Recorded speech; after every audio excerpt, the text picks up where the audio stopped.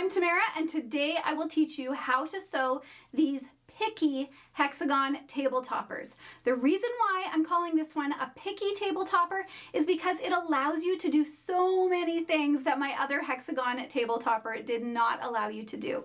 So some of the options here will be like this one here. I framed a piece of fabric right in the center. I've got wider strips, I've got thinner strips, and I did add binding to this hexagon table topper, which I will link to a tutorial on how to machine bind your projects in the description down below. This one here has some scrap pieces all the way around that inner edge.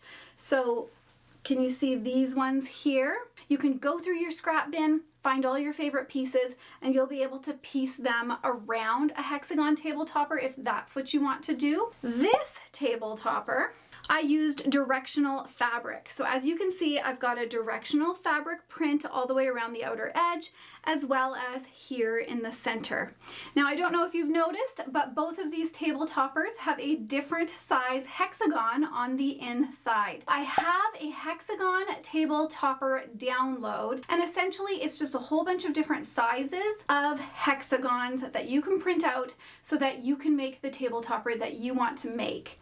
Now, if you are interested, I'm also going to link in the description down below to a hexagon ruler. I love this hexagon ruler. So either way, you will be able to do this project. And at the very end of this video, I am going to show you how I added a fake binding to this hexagon table topper here. Please check the link in the description down below because I have written a blog post with all of this information as well as photos of all of the samples, so you can check that out as well.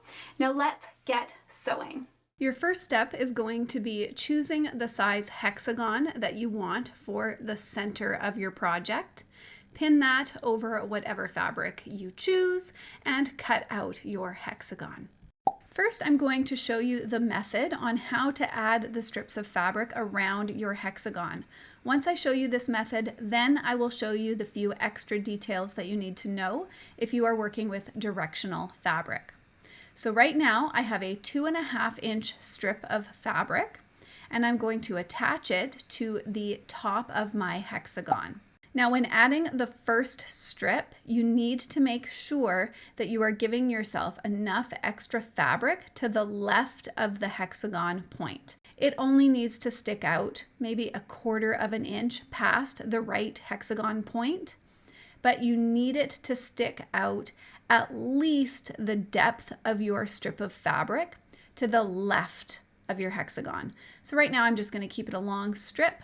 I'm going to pin it to my hexagon, and then you can sew a 1/4 inch seam allowance, but you're going to start in the center of the strip. So you'll start with a back stitch and then you'll sew to that right corner, but you don't need to end with a back stitch. Next, take this to your iron and just press that strip of fabric outwards. As you can see here, it is only attached on the right-hand side. That is very important, only for the first strip of fabric. Now it's time to trim away the excess fabric. So line your hexagon along a line on your cutting mat, and then you'll be able to follow that line cutting upwards, trimming away the right piece of your hexagon strip. And again, just as a reminder, you're going to need some excess fabric to the left of that hexagon strip, making sure that it is longer than the depth of the strip that you are using. So I'm making sure that it is longer than 2.5 inches. Now this second strip you don't need to worry about. You just need to make sure that it is past both points of the hexagon. So as you can see here on the left, it's a little bit past the strip. And on the right, I mean, it's a longer strip of fabric, so it's past that point, but it doesn't have to be. It can just be at least 1/4 inch past the right point. Then you'll sew a 1/4 inch seam allowance along that entire edge. At this point, you don't need to worry about backstitching. Press that strip outwards, and then we are going to trim it. So once again, just line it up on your cutting mat, and then you can cut upwards and cut the excess of your strip away. Now the left corner, sometimes I'll trim it right away, but for the most part, I just kind of leave it hanging until I get a few of these strips attached, and then I'll show you how I trim that left piece away. So once again, you're going to just attach it so that it's just a little past the left corner and the right corner, and then you'll sew that 1/4 inch seam across. You'll do this all the way around until that last strip of fabric. I hope that you guys are enjoying this tutorial. If you are, I just want to quickly ask you to hit that thumbs up button, because that shows YouTube that this video was worth watching, and so it will show this video to others. And if you don't want to lose me on YouTube, hit that subscribe button. All right, let's get back to it. So here we are on our last strip of fabric. So you'll just tuck away that right strip of fabric, and then you'll treat it similar to all of the other strips that you've just done.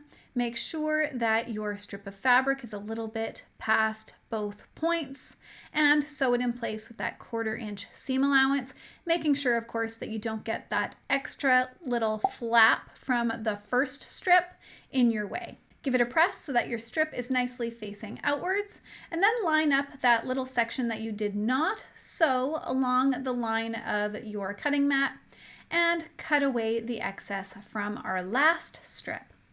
Now we can finally finish attaching our first strip to our hexagon.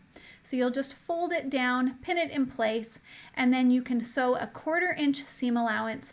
Again, I don't bother starting with a back stitch here, but because we are stopping in the center of the hexagon, I do end with a back stitch.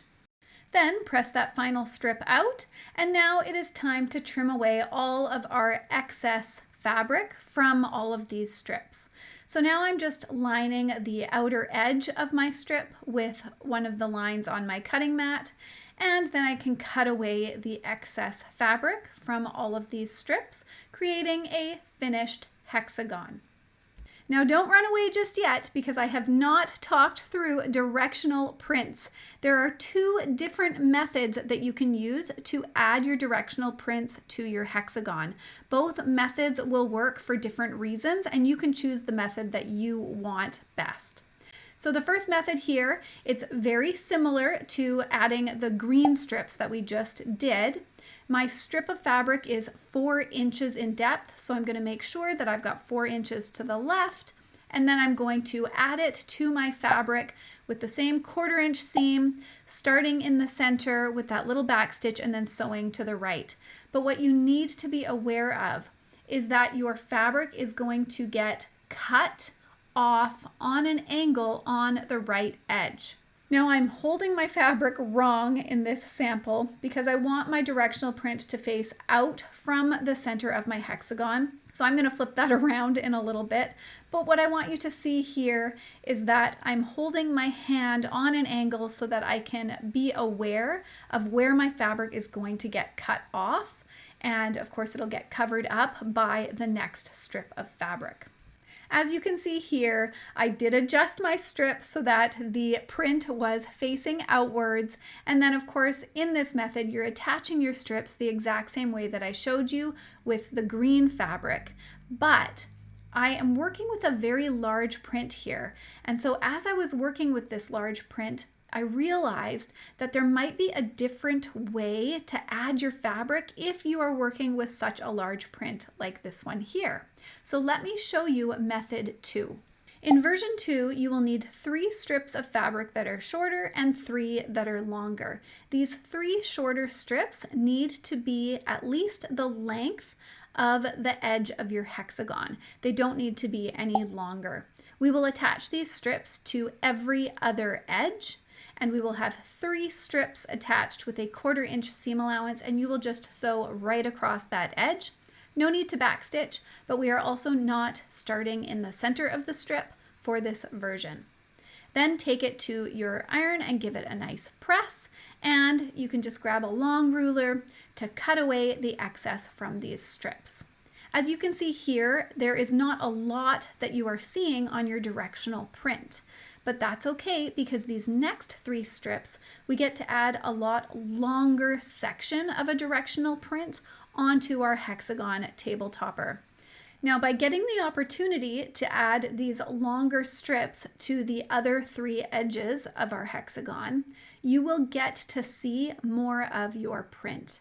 Now, of course, make sure that your fabric is past the 2 outer edges and center your directional print exactly the way that you want to see it on your table topper. Attach those strips with a 1/4 inch seam allowance, give them a press outwards, and then trim away all of the excess fabric, and you've got yourself your hexagon table topper where you can see a lot more of your directional print.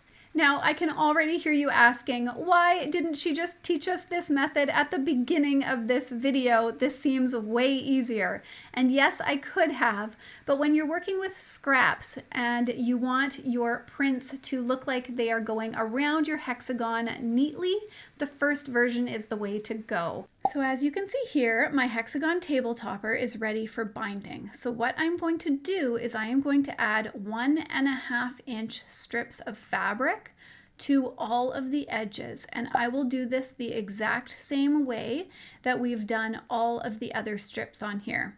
So I make sure that it's long enough on the left. I add the first strip starting in the center, going to the right, and then trim it all the way around. So essentially you are adding 1 row that is a very narrow strip of fabric to your hexagon table topper. And once you've attached your very narrow strip of fabric to the outer edge, trim it and press it in place. Then lay your hexagon table topper on top of your backing fabric, and you'll do the same method for the batting as well. And you will just roughly cut out a chunk of fabric that's about 1 inch larger than the hexagon table topper. Now, in my previous hexagon table topper tutorial, I talked you through a method of using fusible fleece.